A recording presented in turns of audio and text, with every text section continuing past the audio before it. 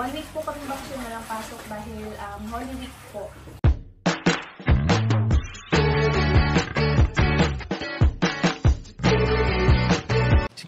Si Kuya Jens, ano yun, reactor natin yan. Official reactor. Hello mga kalingap! Welcome back sa aking YouTube channel, this is Kuya Jens. So kung bago ka lang sa aking YouTube channel, huwag niyo pong kalimutang mag-subscribe at click the bell button para lagi ka updated sa mga bago-upload na video. At huwag po natin kalimutang suportahan ng Butim Kalingap sa pangunguna ni Kuya Val Santos Matubang, Ate Edna Vlog at syempre Kalingap Rob. At pakisuportahan din po ang mga kasamahan sa Butim Kalingap. Nandyan po ang K-Boys, Kalingap Partner, Kalingap Reactor at lahat po ng charity vlogger sa buong Pilipinas. Sa tumutulong sa mga kababayan natin na lahat may hirap, suportahan po natin lahat guys. So ayan mga Kalingap, grabe medyo lahat po yata, hindi naman lahat, pero parang karamihan po sa ating mga kasama sa Team Kalingap, sa K-Boys, sa mga Kalingap Angels, sa mga Love Team, ay nagbakasyon po nitong nagdaang Holy Week, mga Kalingap. At isa na nga po sa inaabangan ng lahat ay ang tambalang Jomcar, kung paano nga sinelebrate ng tambalang Jomcar ang kanilang Holy Week kasama ang kanilang mga pamilya. At ayan, kahit tayo mga Kalingap, medyo nagbakasyon po tayo, may mga pinuntahan po tayong lugar.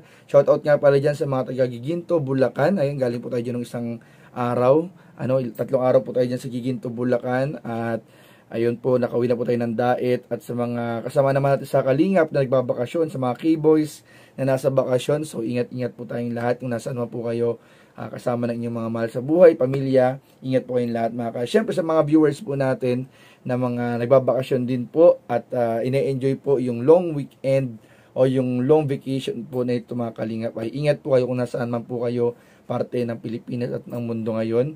Ingat-ingat po. At ngayon nga mga Kalingap ay papanoorin po natin para sa mga nag-aabang po ng tambalang Jomcar kung paano nga ba sinelebrate po ni Carla Topular ang Holy Week sa pag-uwi po niya sa Tarum dahil medyo matagal-tagal nga pong wala silang klase, walang pasok sa school, ay umuwi po siya sa Tarum at doon nga po ay nag-celebrate po siya ng Holy Week kasama ang kanyang buong pamilya.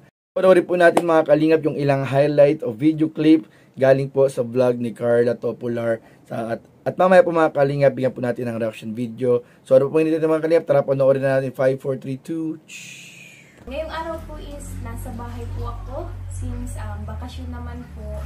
Umuwi na muna po kami dito sa bahay. 1 week po kami bakasyon na lang pasok dahil Holy Week po. Then samahan niyo po ako, mag-unbox po tayo nung sabi ko pong package na dinala nila Lolo Val dito nung nakaraang araw. Ito po siya. Sobrang bigat.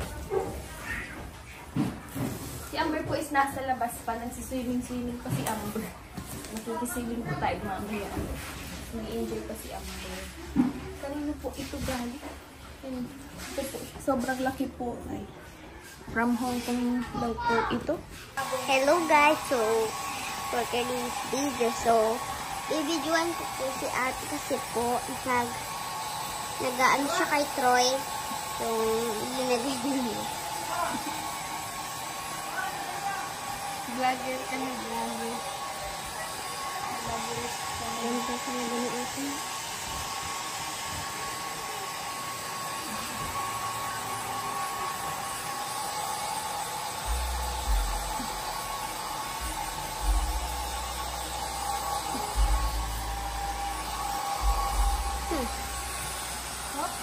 Hop. Behave. Ano, baby? Sit down. Ay.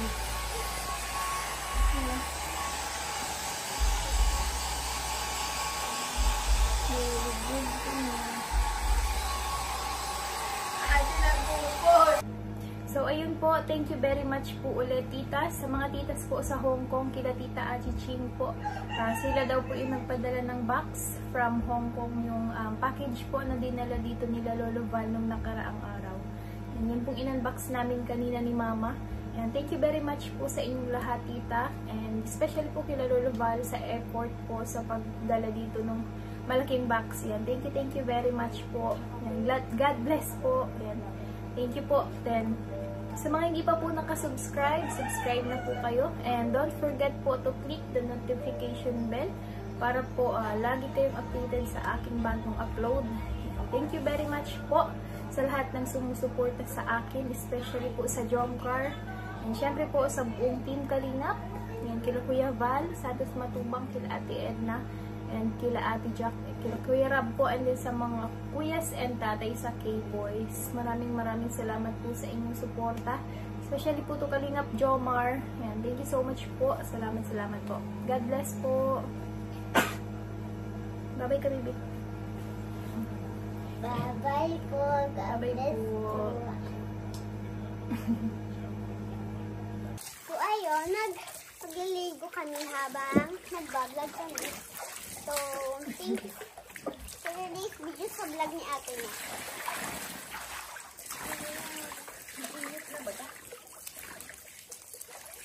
Okay, this video.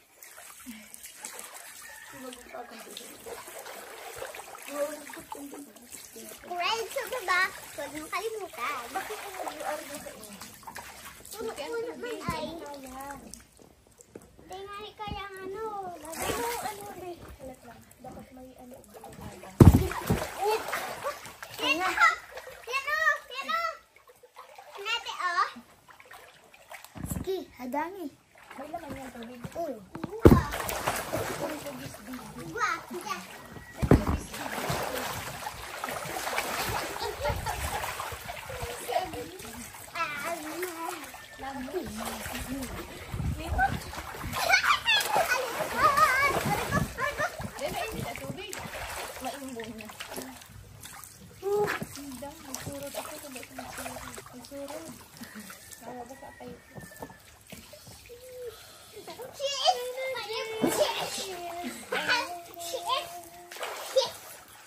Guys, so makitain ko kayo ng rirok.